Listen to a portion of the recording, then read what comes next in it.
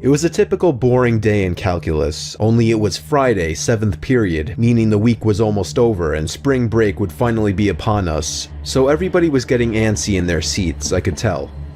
We didn't have a test that day like a lot of my friends did with their other teachers, so our teacher in the middle of class just decided to start playing games with us on Sporkle.com. He was a very laid-back teacher like that. As we were doing some brand logo quiz on Sporkle, I remember the exact moment it happened. Right after my friend answered a question, I remember the exact answer too, Adidas. The dean's voice came through the loudspeaker. He sounded panicked and frantic as he told all the teachers this was not a drill and to go into lockdown. I actually got the chills and I got goosebumps on my arms as our usually laid-back teacher too seemed panicked as he ran to turn off the lights and ushered us to the back corner of the room.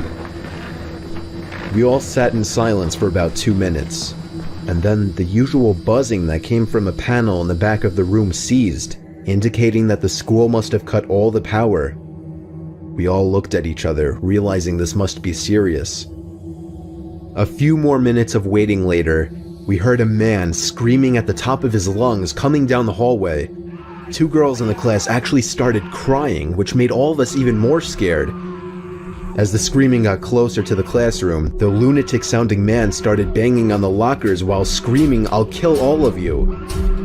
It was at that moment that I started to fear for my life. My teacher shushed us as we all looked at each other to see our peers' reactions. The banging then moved from the lockers to our classroom door, and that's when one of the crying girls screamed no.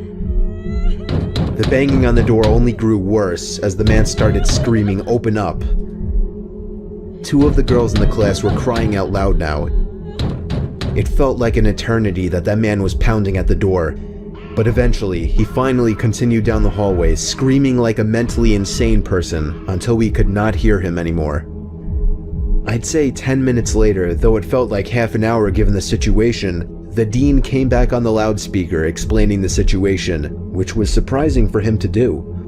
He explained that some apparently mentally unstable person entered the building and assaulted the woman sitting at the front desk, causing her to flee the building screaming, and staff wasn't sure if the man was armed or not.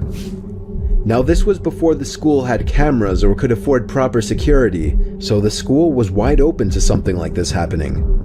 The staff had done a sweep of all the hallways and classrooms and couldn't find him, so the dean instructed the teachers to resume teaching but to keep all the doors locked and to not let any students leave for any reasons.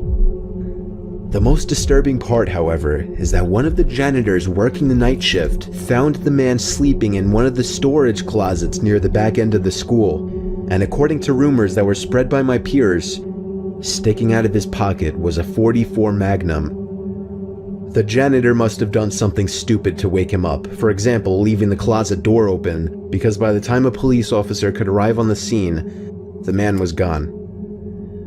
My entire class, as far as I know, to this day, has no idea if this man was ever found, but I like to think that right now, he's being given the proper help that he needs.